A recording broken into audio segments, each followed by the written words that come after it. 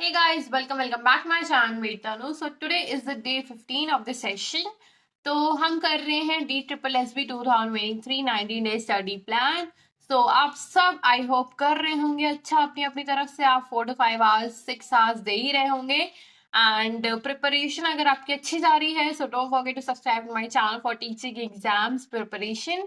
तो DSSB के लिए मैंने आपको 2-3 चीजें यहाँ पे बताई हुई हैं कि आपको करना है. ल्यूसेंट जीके करना है, करंट अफेयर्स करने हैं, ये सारी की सारी चीजें करनी है.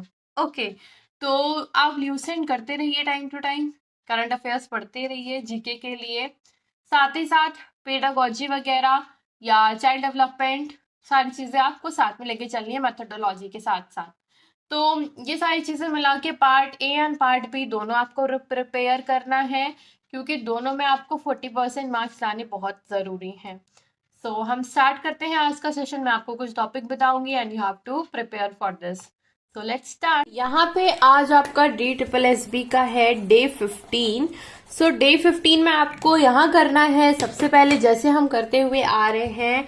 तो यहाँ पे आपको करंट अफेयर्स करने हैं, 1 hour आपको लगाना है.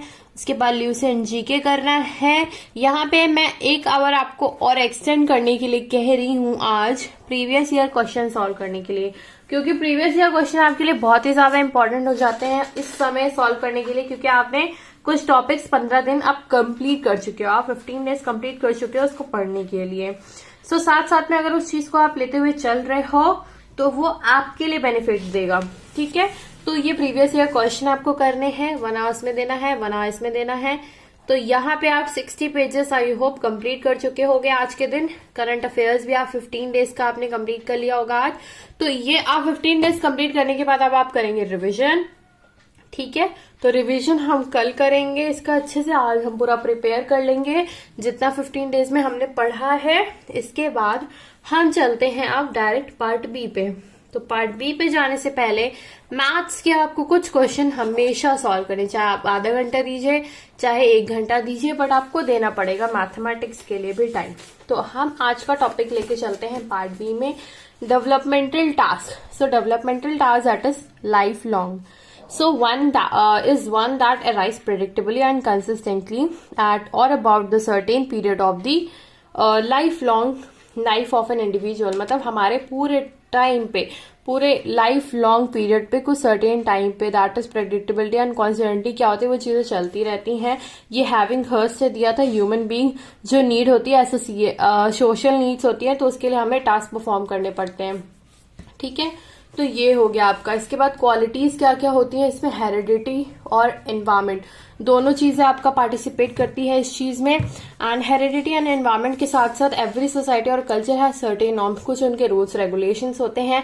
तो जो रूल्स एंड रेगुलेशन होते हैं तो उस जगह के जो मेंबर रहते हैं उन्हें रूल्स एंड रेगुलेशंस को फॉलो करना पड़ता है. ठीक है, these norms are in terms of certain essential skills पे आपका बेस्ड होगा. Society leads to happiness and joy. Happiness भी दे सकती है आपको और ये सॉरो और सैडनेस भी आपको दे सकती है. तो पॉजिटिव वे में भी हो सकता है, निगेटिव में भी हो सकता है आपका.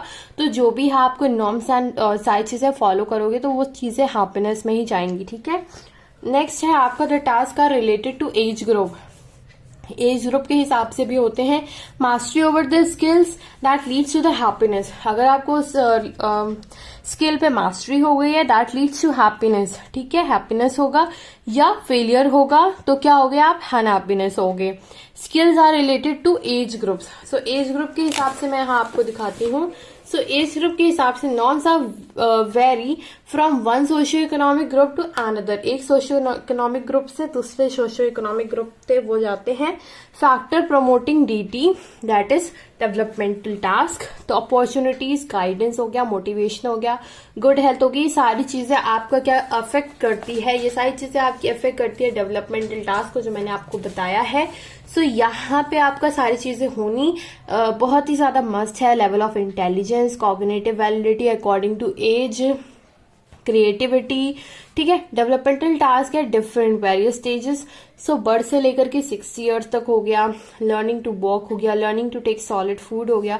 तो ये 6 साल जो हम छोटे बच्चे होते हैं तब मैं आपको बता रही हूँ ये सारी चीजें होती है। 6 ईयर्स तक ये सारी चीजें होंगी। हम वॉक करना सीखते हैं, फिर सॉलिड फूड खाना सीखते हैं। पहले हम लिक्विड पे रहते हैं, फिर सॉलिड खाना सीखते हैं, टॉक करना सीखते हैं, एलिमिनेशन करना सीखते हैं बॉडी वेस्ट का, achieving physiological stability, forming simple concepts of social and physical reality, ठीक है। ये सारी चीजें हम करना धीरे धीरे सीखते हैं चीजों को। इसके बाद हम चले जाते हैं एज 6 to 12 में। तो यहाँ पे हम फिजिकल स्किल्स सीखते हैं, learning to get along with age mates, अपने दोस्तों के साथ कैसे रहना है, मैस्कुलाइन और फेमाइन रोल के बारे में सीखते हैं, ठीक है। तो यहाँ पे 1 by 1 चीजें आपकी चल रही हैं। फंडामेंटल स्किल्स वगैरह कुछ रीडिंग, राइटिंग, कैलकुलेटिंग वगैरह सीखेंगे आप लोग इस एज में, क्योंकि चाइल्डहुड वाली स्टेज होती है। And then developing conscience, morality and values, तो यहाँ पे ये है। इसके बाद एडोलेसेंस आ जाता है 12 to 20 ईयर्स वाला, ठीक है।